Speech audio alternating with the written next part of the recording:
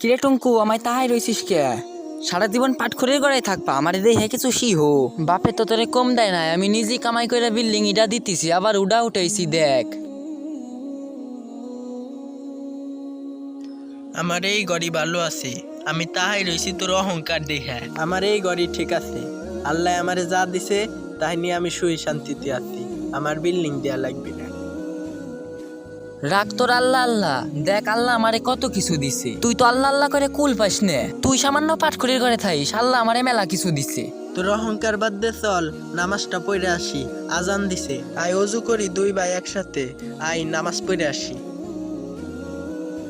আরে রাখ তোর আল্লাহ আল্লাহ, জীবনে আল্লাহ আল্লাহ তোর কম করলি না, আল্লাহ আমারে বহুত কিছু দিছে। আর তুই দেখ পাটখড়ির ঘরে থাইস, যা তুই নামাজ পড়ে আয়, নামাজ পড়ে লাভ নাই।